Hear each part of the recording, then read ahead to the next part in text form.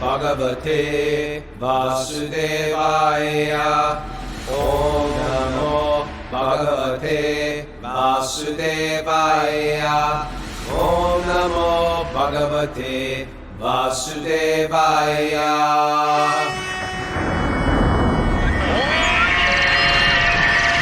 Live from beautiful Tucson, Arizona.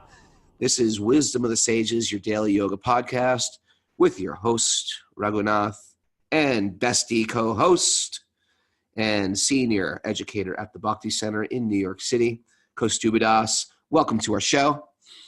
I am just coming from Baba Wellness, our old friend Damodar, who has that wonderful studio in Philadelphia. Called Palo Santo. And there's a big crew here from Philadelphia here today. They came out here. He came out here with Radha, his wife, and they opened a whole nother beautiful studio. We had an incredible kirtan last night. We had 3 hours, 6 pillars of bhakti, which I think we're going to put on the Patreon accounts. And we had a mahasadhana. What a great day. Today we're going succulent hunting. Because that's what we do when we go to the desert. We hunt for succulents. We're going to bring them back and give them to the kids. If you're new to our podcast, welcome to our show. We do this every day, which is the way you're supposed to do yoga philosophy. Because yoga philosophy shouldn't exist just in the mind. It should exist in our actions. Because we don't change ourselves by just hearing about things and don't acting on the things we hear. Right? I don't just want to get a gym membership. I want to go to the gym, right? Application is everything. So if I hear this stuff, I got to apply this stuff. So by hearing on a regular basis, it starts to direct our life. So with yoga philosophy, we say, don't just learn it in your 200-hour teacher training, your 300. Don't just skim through the Bhagavad Gita, put it up on the shelf, and then pick out another classic. Now I'm going to read Of Mice and Men and Catcher in the Rye. We got to actually take this stuff. This isn't stuff meant to be for your summer reading. This is stuff meant to imbibe and apply. And the best way to imbibe it is to hear it on a regular basis. And what happens is, it starts to change us and changes the trajectory of our life and how we move in this world. And this is what the Bhagavatam itself says. Apply it to your life on a regular basis. They say by regular attendance in the Bhagavatam, it starts to cleanse the heart of Rajas and Tamas, Rajaguna and Tamaguna. So, we also exist. We're going to this Patreon account. This Patreon account is a chance to create our entire community where we come together, we interact, and it's meant if you want to, you get there's they have all in regular Patreon accounts. They have these things. If you give this much money, you get a T-shirt or you get some special award. You get it's sort of like a first class, business class coach. We have a classist system on Patreon. You give $1, you give $1,000, whatever you want to give. You're welcome to join us. It's just a way of supporting. If you like what we do, kick down something for our daily sustenance. We appreciate it. It's patreon.com, Patreon. What is it? It's patreon.com/wisdom of the sages. Gotcha. And if you got any questions, you want to just chime in. As a matter of fact, a lot of people have asked questions. We're behind in questions. Maybe we should take some of those questions today. Yeah, we got to do that. We got a good one yesterday too, but I don't have it handy. So maybe tomorrow we can try to pull some of those together. Mara, where are the questions? It's handy, but it's in my phone. And I'm squinting like a... I got a lot on my plate. My bandwidth, I tell you. That whole thing about tinkering yesterday, I need to tinker more. I need tinker time. Or I don't do anything. Got so much going on. Yeah, I'm busy. What else? What's up with you, Kaustubha? Just living my life. Trying to pull that. Are you in the rocking chair right now? No, can't. Come on, look. You can tell I'm in a different room. Yeah, you're right. He's got a rocking chair. Kaustubha's got a rocking chair. That's the life. He lives the life, Kaustubha. It seems to mean a lot more to you than it does to me. No, it's it means symbolic a lot to you somehow. No, it's a quality of life thing. Sitting and rocking and thinking. It's a sign of a deep person. You have time to Okay. think. I'm You're just like welcome to walking use it. around, talking, spitting stuff out. You're welcome to use it anytime. Then I'm in New York next weekend too. So New Yorkers, New Jerseyers, tri-state area people. I'm doing a 6 Pillars class at the Bhakti Center. If you want to come down, What is that, like a full day thing or something? it's like a full day hanging with Raghunath, and hopefully Kaustubha will be there too Next Saturday? next Saturday. So I guess people can register for that at bhakticenter.org. Yeah. Okay. Well, what do you say we dive into the Srimad Bhagavatam? Such a powerful book. And I am going to do a Krishna book reading. I'm just haven't. You're going to do that when? I don't know. Okay. So you were mentioning yesterday that you might do it today after the show, but you're not going to do it today after the show. I'm not doing it today after the show. Okay. We'll pick a good time. And for Patreon Yeah. members, we'll put it there on Patreon and you can tune in. Yeah, I think it's Tune in live and then it'll go up there recorded as well afterward. Yes. All right. All right. So we're reading from the Srimad Bhagavatam, Canto 7, text something. You can I throw think we're that on text. 24 now. Okay. Yeah, 24. And let's start with our prayers. Let's do it. Narayanam namaskritya naram chaiva narottamam devim saraswatim vyasam tato jayam mudiraye. Before reciting the Srimad Bhagavatam, which is the very means of our conquest, one should offer obeisances to the Supreme Lord Narayan, unto Narayan Rishi, the supermost human being, unto Mother Saraswati, the goddess of learning, and to Srila Vyasadeva, the author. Nasta prayeshva bhadreshu nityam bhagavat sevaya bhagavati uttama shloke bhaktir bhavati naishtaki. By regular attendance in classes on the Bhagavatam and by service to the pure devotee, all that is troublesome to the heart will become completely eradicated in loving devotional service to the transcendent Lord, who is praised with transcendental songs, will be established in the heart as an irrevocable fact. Om Jnana-tamarandasya Jnananjana Shalakaya Chaksurunmidatam Yena Tasmai Shri Gurave Namaha. Also here with Mukunda Kishore, who drove here from San Diego. He's our transcendental barber. Been to India with me many times. Daughter Sachi's in the background. You can see her little head poking out there. We got a crew here in Tucson. Okay, text 23. And the name of this chapter is The Son of Drona Punished. Drona, you know, was the guru, the martial guru of the Pandavas.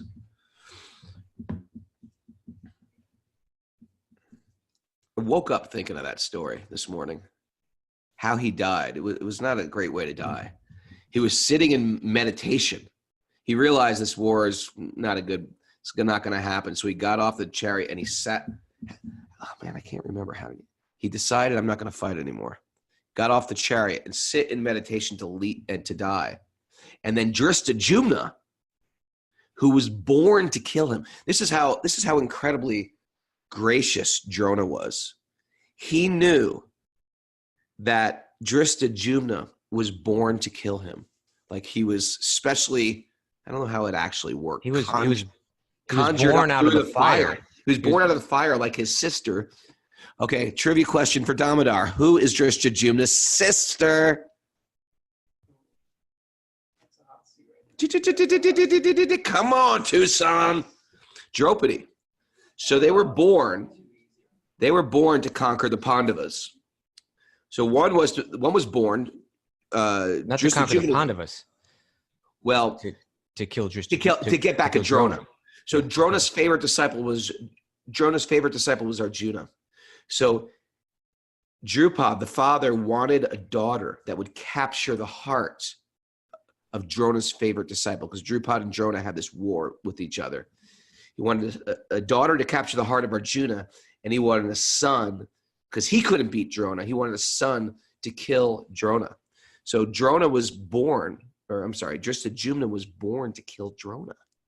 Yet Drona, knowing very well that this child that was born is born to kill him, when he approached Drona, please train me in the military arts, Drona said, in his head, he's thinking, this kid's born to kill me and I'm going to teach him. He said, of course, I'll teach you, because he felt like, you know what, my job is a Brahmin. I'm a teacher. Of course I'm going to teach you, even though he knew that by teaching him this skill, he's going to kill him with it. So he's sitting in meditation, and Drishtajumna, very, very in a heinous way. It was one of those uncool moments in the Mahabharata. He cut the head off while he was sitting in meditation of Drona, and all the Pandavas were really upset with him for doing it. You know, it's very interesting to think about Drona and how he would teach someone all the arts that he'll need to kill him. Because when Drishtajumna was born, he was born out of the fire, and there's a voice from the sky that said, "This, this boy is born to kill Drona." So there was like a strong omen, but he still taught him. Another thing, Kaustubha, is like when you hear these stories, here's Drishtajumna, who we're supposed to be rooting for, and then he does something bad.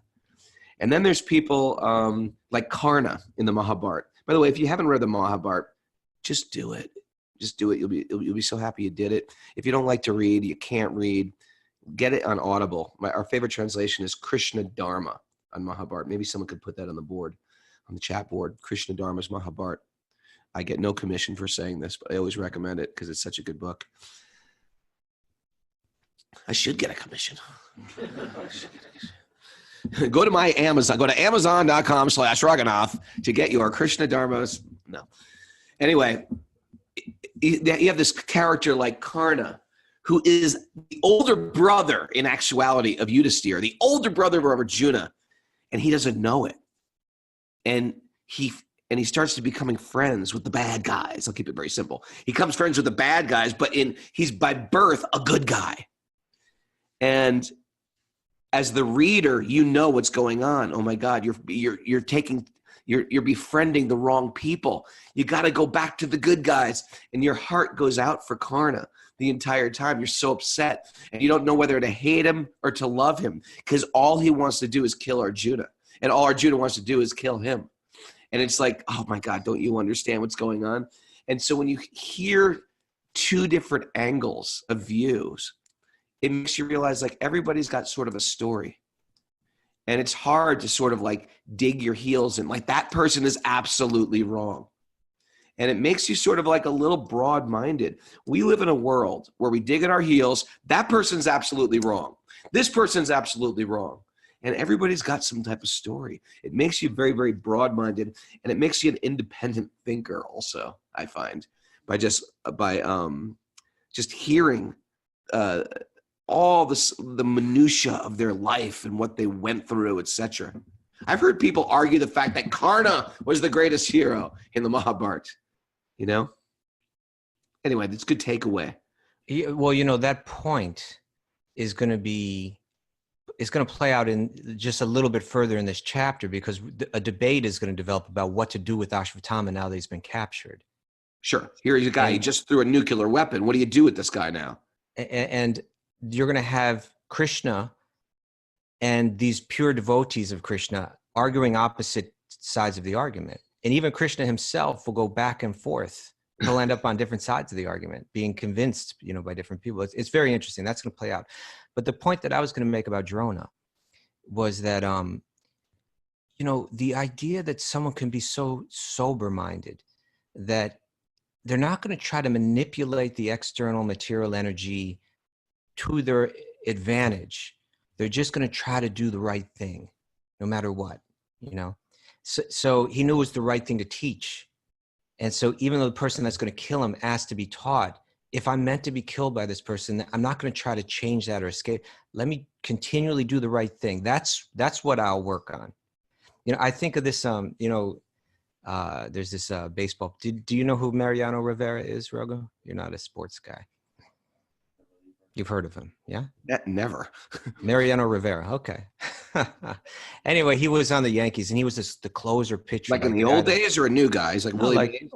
No, like in this century, like in the 90s and up until about maybe 10 years ago or something. I know who. My baseball extends from like the 1975 Mets. That's all I got. Tom Seaver. Tom Seaver, Felix Mion. I can say the whole infield. Okay. After I turned 12, I dropped the whole thing. It's the most boring sport that ever existed.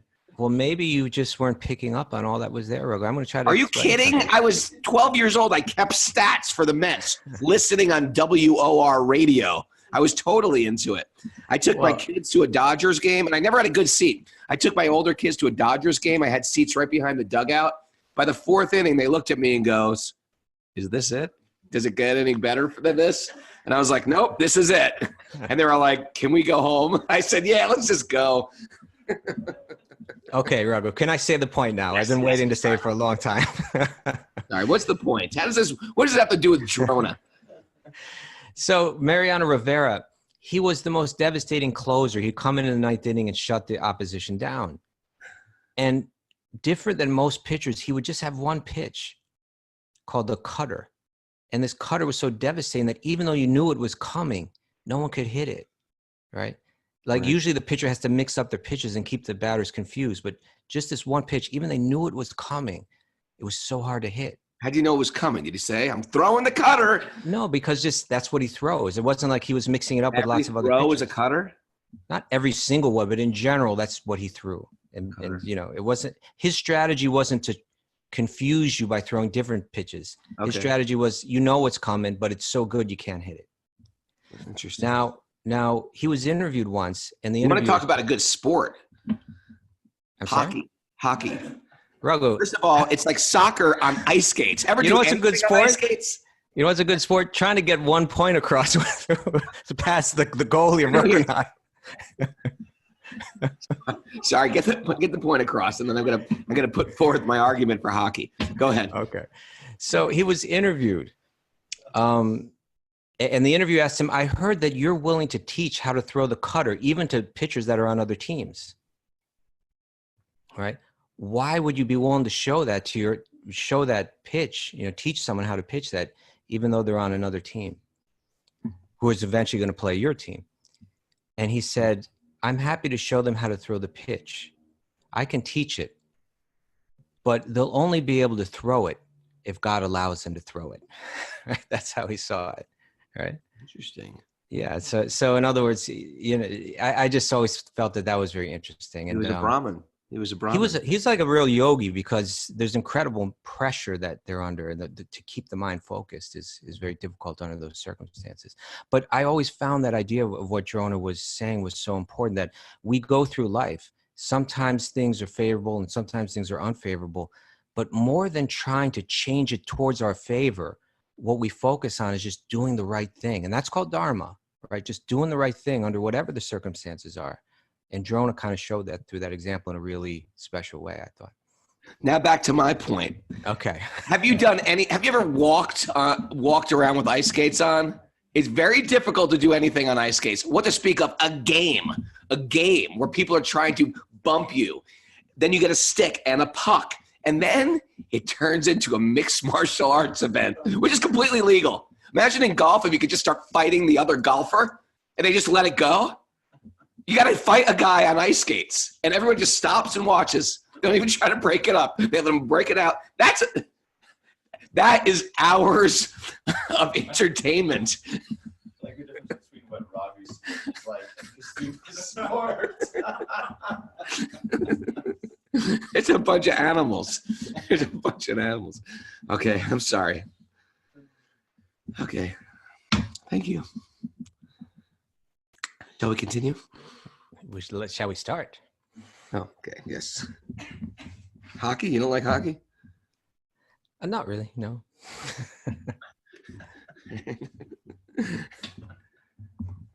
All right. This whole thing, hockey. Baseball is like the only sport where you could be like completely out of shape and non-athletic and be a hero. I bet Babe Ruth couldn't do the 50-yard dash, complete the 50-yard dash. Right? What do they do during practice? Sit around. Be very good. Be ready. How about to be an outfielder? You don't have to do anything. You may never even touch the ball. You choose some bubble gum, probably. Yeah. It's like the unathletic sport. Okay.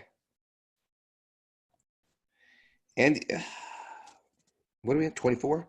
And yet, though you are beyond the purview of the material energy, you execute the 4 principles of liberation characterized by Dharma and so on for the ultimate good of the conditioned soul. I don't know if anybody picked up on that, but they mentioned the 4 principles of liberation.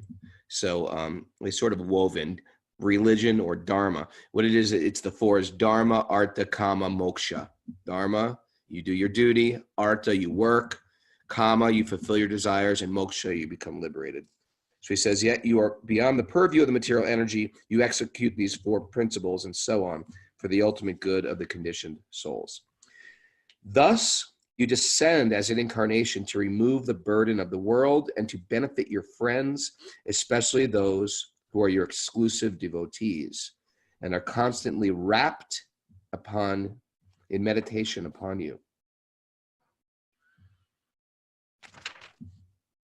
O Lord, how is it that this dangerous effulgence is spreading all around?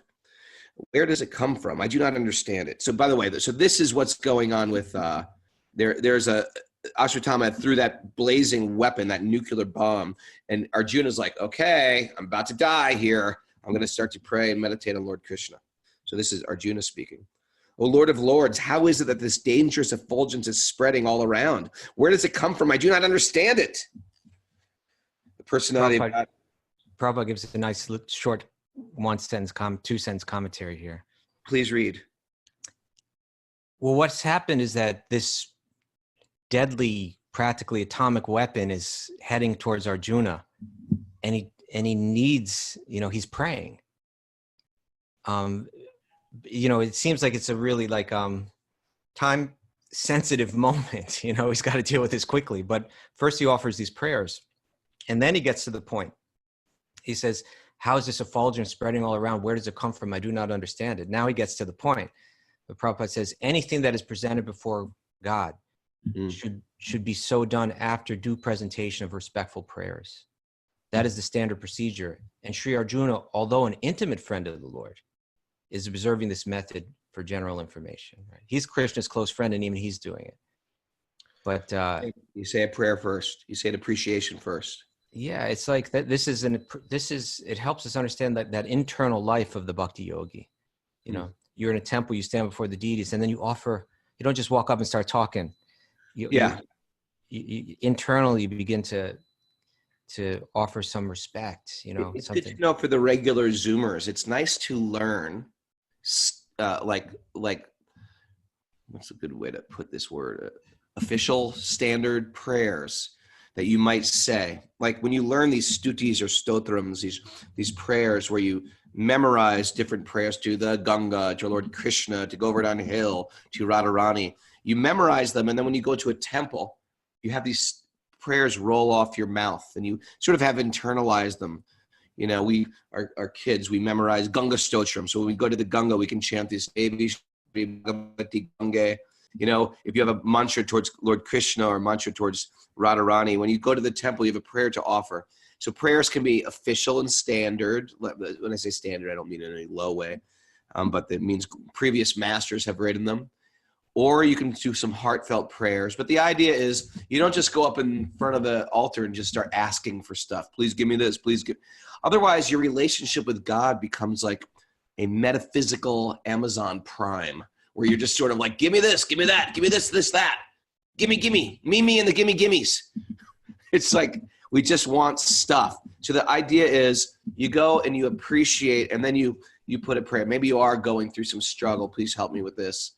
It's nice. So Arjuna is offering that prayer first. The personality of Godhead, Krishna, said, know from me that this is the act of Drona. He has thrown the hymns, or the son of Drona, I'm sorry. He has thrown the hymns of the nuclear energy, Brahmastra, and he does not know how to retract retract the glare. He has helplessly done this, being afraid of imminent death. So he threw out this astra, this sound weapon. It's a hymn. O Arjuna, only another Brahmastra can counteract this weapon. Since you are expert in the military science, subdue this weapon's glare with the power of your own weapons. It's interesting because I was reading this commentary on the Donner Veda, which speaks about warfare. It's sort of like the military handbook of warfare for Vedic warriors. And I was mentioning this yesterday. There's four types of it's broken into four branches. You fight hand-to-hand combat. You fight with weapons in your hand, like swords or clubs. You fight with weapons that you propel, like a bow and arrow or javelins. And then the third one, the commentator said, this is a fictitious chapter. Like, why would you put a fictitious chapter in your, in your military handbook? It's just that we don't understand that there's weapons of sound. And it was just common knowledge, and it's knowledge that we forgot about. Why? Because culture changes, time changes. We can't remember what they did 150 years ago. People would sit around the radio. Duh. Sit around the radio. Are you kidding? It's just like telling my kids now, I remember my little kid I was showing him one of the LPs I put out when I was in a band. And this is our old 12-inch vinyl record. And he just looked at me and goes, why would you listen to that? Why don't you just listen to it on your phone? It's like, oh man, I get it. You don't know what I went through. There was no phone. So after a while, we lose touch with a previous generation. Like if you hang out, like upstate, I'm sure my daughter can vouch for this. You hang out with all the flying deer people from their school. It's like you go hang out in the forest, and when you hear the animals, and the animals actually talk, and they know when something's happening, and they send out signals to all the other animals. And if you don't hang out outside, you don't recognize this information coming from the animals. But if you live outside or spend a lot of time outside, these signals are all there. So in the same way, as we divorce ourselves from a previous time, a mystical time, a spiritual time, a time when people are connected, and we're just living in this city, walking around, this all sounds like a fantasy. Okay.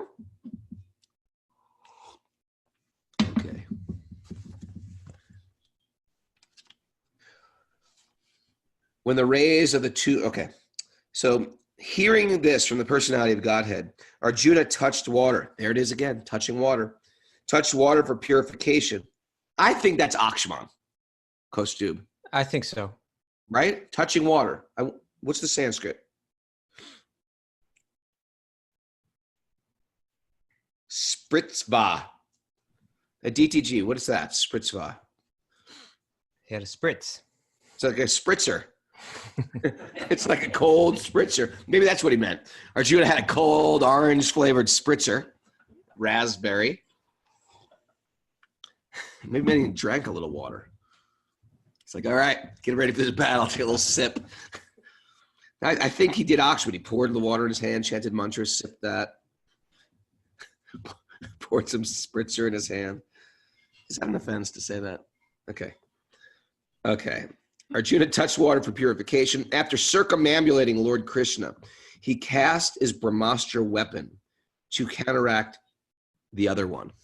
It's amazing that Arjuna is sort of like in the midst of this, he's about to get hit by a giant weapon. But before he does that, he does Akshman and walks around Lord Krishna like he's got all the time in the world. And offered prayers. It's just like, before you chant japa, you're supposed to do Akshman. Some people do it. You ever hang out with people who do you do Akshman before you chant japa? No. I've seen people do it also before they chant Gayatri and so on. But yeah, it's nice. Kind of Akshman is that it's a nice ritual where you become clean before you chant. I just like roll out of bed, shove my hand in the bead bag, like I'm still got the junk in my eyes. You know what I mean? It's nice when you hear these people living these like completely controlled sattvic life. Now I'm going to do Akshman. Now I'm going to pick up my malas. Now I'm going to place my hand in the mala bag. Now I'm going to offer a prayer to my teachers. Now I'm going to start chanting in meditation. It's like, anyway, we're dented cans. I'm just trying to get back on track here. Hearing from the personality of Godhead, Arjuna touched water for purification. He circumambulated Lord Krishna, and he cast his Brahmastra weapon to counteract the other one. When the two rays of the Brahmastras combined, a great circle of fire, you might even call it a ring of fire, like the disk of the sun, covered all outer space and the whole firmament of planets. Burning ring of fire. The burning ring of fire. All the population of the three worlds was scourged by the combined heat of the weapons. Everyone was reminded of the Samvartika fire, which takes place at the time of annihilation. Interesting. So that's Samvartika. That's the same Samvartika that Lord Indra uses at the time of raining. The Samvartika clouds are the clouds of destruction and the universal destruction when at the end of the universe. And I think this is the same Samvart, right? Well, Samvart, they're both about destruction, right? One is through rain and one is through fire.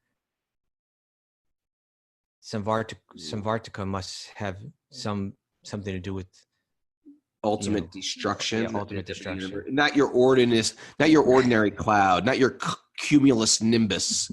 Yeah. These are like the busting out a little cloud knowledge, Mara. What do you think about that? Did you learn about clouds in private school, Mara? I'm always trying to impress Mara with some 3-syllable words. Cumulus nimbus. Where did that come from? Never used that since 6th grade. Okay. Thus, seeing the disturbance of the general populace and the imminent destruction of the planets, Arjuna at once retreated both Brahmastra weapons as Lord Shri Krishna desired. Arjuna, his eyes blazing with anger, like two red balls of copper, dexterously arrested the son of Gautami, that was Ashwatthama's mother, and bound him with ropes like an animal.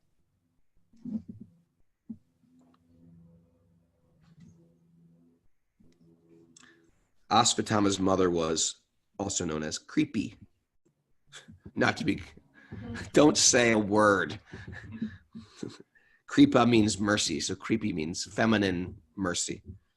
My daughter used to laugh at this all the time when she was little. It was Kripa and creepy. Was born in the family of Gautam. The significant, okay, let's just technically it's Krippy. Krippy, that's how you pronounce it? Krippy? Yeah, Krippy. Ah. See, it's not so funny after all. After binding Ashwatthama, some words just don't translate well in English from Sanskrit. Your initiation name is, I know you've been chanting 16 rounds for 5 years. You've given your life to Lord Krishna. Your new name, Carla, is Creepy. Ah, no.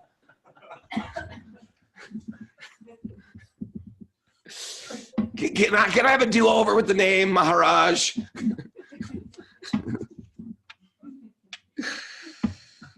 Some words don't translate well.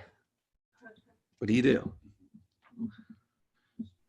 After binding Ashwatthama, Arjuna wanted to take him to the military camp. The personality of Godhead, Sri Krishna, looking on with his lotus eyes, spoke to Arjuna in an angry mood. Here it comes now. Krishna is so furious in Ashwatthama's activities of killing these children. Krishna is demanding justice. But Arjuna, he's angry, and his eyes, or what did it say? They're like two red copper balls of copper. And Krishna, although he's angry, it says he has the lotus eyes. Ah. Prabhupada talks about in the commentary. Read that commentary, Kaustubha. It says, both Arjuna and Lord Shri Krishna are described here in an angry mood, but Arjuna's eyes were like the balls of red copper, whereas the eyes of the Lord were like lotuses. This means that the angry mood of Arjuna and that of the Lord are not on the same level. The Lord is transcendence, and thus he is absolute in any stage. His anger is not like the anger of the conditioned living being within the modes of qualitative material nature. Because he is absolute, both his anger and pleasure are the same. His anger is not exhibited in the 3 modes of material nature. It is only a sign of his bent of mind towards the cause of his devotee, because that is his transcendental nature. Therefore, even if he is angry, the object of anger is blessed. Krishna is unchanged in all circumstances. Something very deep to contemplate there. Yeah. And I'm looking to the right now, and I see a bunch of comments on our Zoom board. If you're listening on Apple Podcasts, we also have a live Zoom group. We got 90 people today. And they all write in. We all see each other. We all smile, wink each other, wave. Mohan says, or Aditi says, people also do Akshman before playing kirtan. And Mohan says, Akshman before, what does he say? Ava says, CIA uses music in prisons. How do you know that, Ava? Is she in the CIA? I know she has some important job. Is she in the CIA? CIA uses music in prisons. For what? And encampments all the time. Like happy music for their prisoners? I don't think so. Or sad? Like, what do they play? Like Slayer? What do they do? Like, here, you want to... We're going to get all these terrorists and play Slayer.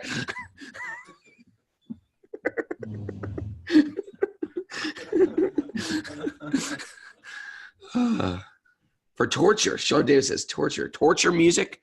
Like napalm death?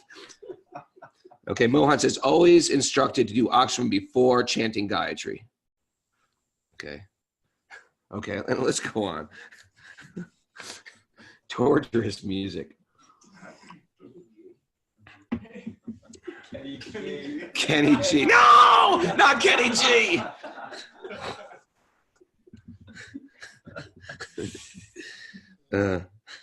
Okay, I'm sorry. After binding Ashwatthama, Arjuna wanted to take the military camp. The personality of God, Sri Krishna, looking on with his lotus eyes, spoke to Arjuna in an angry mood.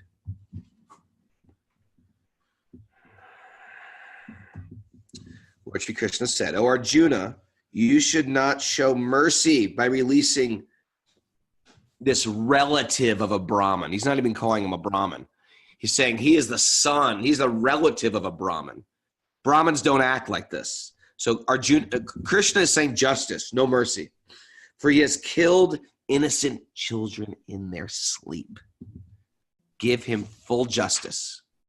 Here, the idea of this, by the way, this is, you might as well touch on this very interesting subject. They talk about capital punishment, which is a whole, it's a whole thing. Should there be capital punishment? Should there not be capital punishment? The idea that these Vedic kings, if you kill, you will kill somebody back. Why? Because the idea is that you will end their bad karma for their choices right now.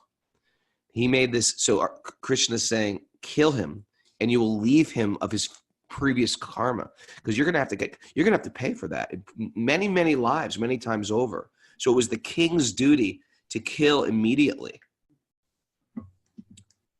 It's like a whole touchy subject, but something worth broaching, I think. Sometimes people say rehabilitate. Sometimes people say forgive. Should we even go there today? This is sort of rehabilitation. Well, it's going to come out in the story, so either today or tomorrow. Okay. Yeah. I'm always looking for a good tangent to go on. Lord Sri Krishna said, "O Arjuna, you should not show mercy to him, for he has killed innocent boys in their sleep. A person who knows the principles of Dharma does not kill an enemy who is careless, intoxicated, insane, asleep, afraid, or devoid of his chariot, nor does he kill a boy, a lady, or a foolish creature, or a surrendered soul." Let's read this again.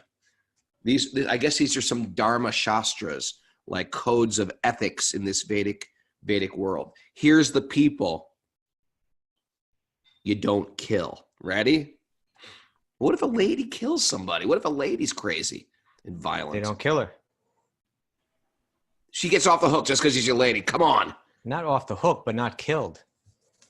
Or listen, a person who knows the principles of Dharma does not kill an enemy who is careless.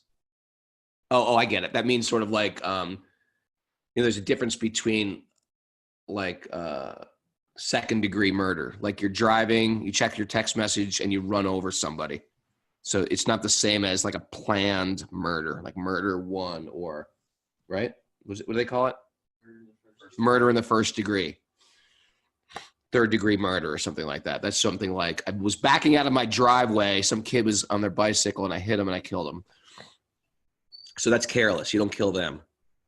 Someone who's intoxicated. Oh, drunk drivers should not be killed. By the way, this is something that was ancient Dharma. I don't know how it would relate to today, but I'm just reading it. Because I find it interesting. You don't kill someone who's insane. I guess they still don't do that, right? Someone pleads insanity. They're like, all right, we can't kill him. He's insane. You can't kill somebody who's asleep. Oh, like sleepwalking? Well, this is directly related to what we're reading here, because Ashwatthama killed the sons of the Pandavas in their sleep. No. This says a person who knows the principles of Dharma does not kill an enemy who is asleep. And Ashwatthama had done that. Therefore, okay. He's saying he should be killed because he's done something so wrong.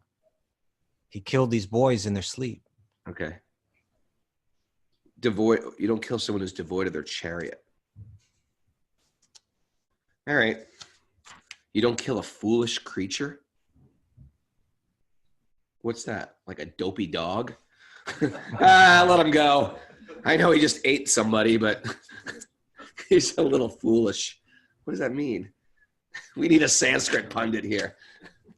I would imagine, like we use the word, like a fool, like you speaking in more like old school fool, like someone who's like mentally deranged. Yeah, they just can't be held responsible for their actions. Okay. A cruel and wretched person who maintains his existence at the cost of others' lives deserves to be killed for his own well-being. Otherwise, he will go down by his own actions. That's what you were mentioning. He'll go down. Like in other words. Okay, he's going to suffer tremendously in his next life. Yeah. Furthermore, I have personally heard. Now he's calling out Arjuna. I have personally heard you promise Draupadi that you would bring forth the head of the killer of your sons. This man is an assassin and a murderer of your own family members, Arjuna. Not only that, but he has also dissatisfied his master. His master, Duryodhana, he wasn't even happy with him. He is but the burnt remnants of his family. Kill him immediately. Whoa, Krishna's being super heavy here. Although Krishna, who is examining Arjuna in Dharma, encouraged Arjuna to kill the son of Dronacharya, Arjuna, a great soul, did not like the idea of killing him, although Ashwatthama was heinous murderer of Arjuna's family members. So Arjuna was having a little bit of a soft heart here because he was the son of his guru. After reaching his own camp, Arjuna, along with his dear friend, Sri Krishna, entrusted the murderer unto his wife, who is crying and lamenting for her murdered children. Draupadi then saw Ashwatthama, who was bound with ropes like an animal, and was silent. Where did they bind animals with ropes? What a weird analogy, bound with ropes like an animal. Why? They bind animals with ropes. That's like, you tie up an animal. Cowboys. Wait, you've been living out in California too long. It's like a rodeo. All right. I guess, people, they were hunters back then too. They weren't considered like evolved beings. Like a wild boar. They tie it down probably. I got just keep stop. Binding. Okay. Draupadi then saw Ashwatthama, who was bound with ropes like a wild boar, and silent for having enacted the most inglorious murder. Due to her female nature, her soft and gentle heart, and due to her being naturally good and well-behaved, she showed him the due respects of a Brahmin. So she's a very gentle lady. She could not tolerate Ashwatthama being bound by ropes. And being a devoted lady, she said, release him. Release him, for he is a Brahmana, and thus our spiritual master. What? Draupadi, come on. So here we go. Justice and mercy. Draupadi is showing mercy. Krishna is trying to show justice. And where is that balance? It was by Dronacharya's mercy you learned all the military arts of throwing these arrows and the confidential art of controlling all these weapons. He, Dronacharya, your teacher, is certainly still existing, being represented by his son. So the father is represented by the son. We're the offspring. His wife, Creepy, don't say anything. Crippy. Did I say creepy? I meant creepy. Did not undergo a sati with him because she had a son. That's a whole nother story. Sati. Sati was this, Sati was this thing where after the husband dies, people think it's a horrible thing. I think it's like the most romantic thing. I'm not recommending it, ladies, but the husbands say, my husband is dead. I no longer want to live. And they enter into the funeral pyre of the fire. And it's called sati because Sati, the wife of Lord Shiva, did it. Later, it became this whole bastardized, sick thing in India. Things get perverted sometimes over time, and where people would just be like, okay, your husband's dead, get in the fire. It was like a horrible thing. Not joking with it. But the idea initially was, without my husband, I don't even want to live this life. And I think they say that you go with him to the higher planets in the next life. No comment. I'm not asking my wife to do it if I die first. And if she dies first, and probably won't do it myself. Don't take it personally. Don't take it. I love you, but I don't want to jump in the fire. I can't even imagine jumping in a fire. I don't even like picking up a hot spatula.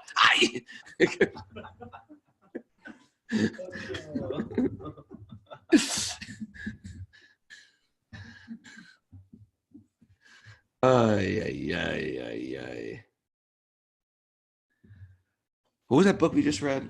Follow the Cowherd Boy? When they're being attacked by the Mughals? And all the ladies didn't want to get kidnapped by the Mughals. So they built a massive fire and they put Tulsi in their mouth and they just jumped into the fire with their children because they'd rather be dead than be taken as slaves and prostitutes. And hard times, man. Hard times back then.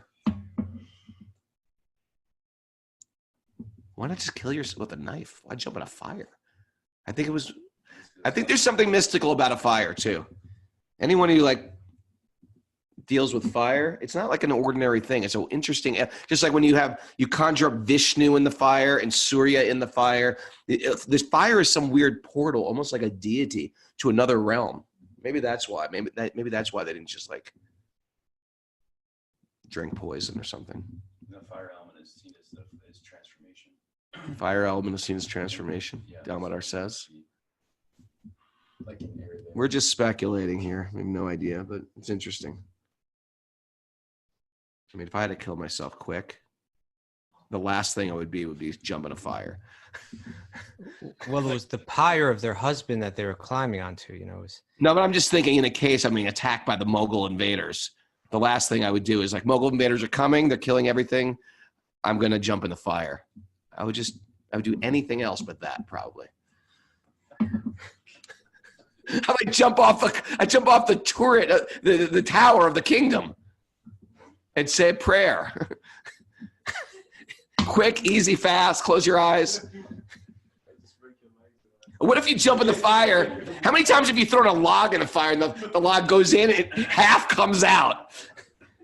It's just like your legs are in the fire. It's like waiting in the fire. Push me. And you got to beg somebody to push you in. Put me more in. I don't feel it. It's not hot enough. Yeah, it's not hot enough. It takes a lot to burn a person.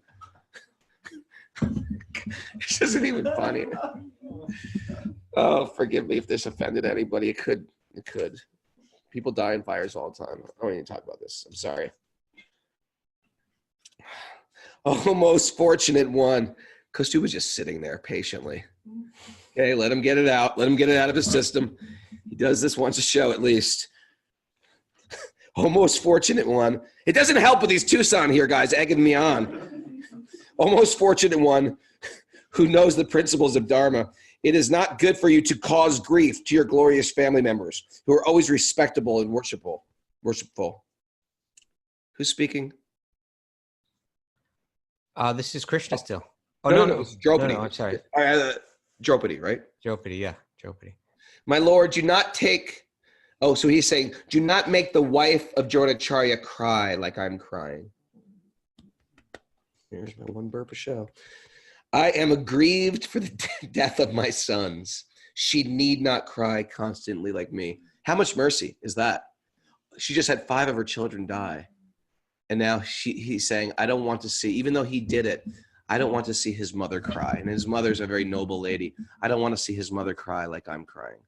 So she's saying, show mercy.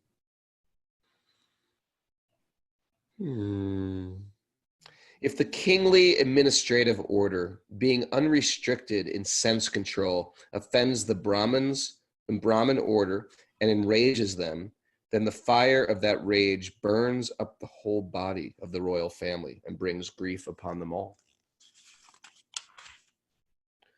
We're burning through this chapter, Kaustubha.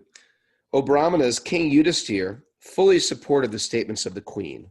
Yudhisthira's got a soft heart too, which were in accordance with the principles of Dharma.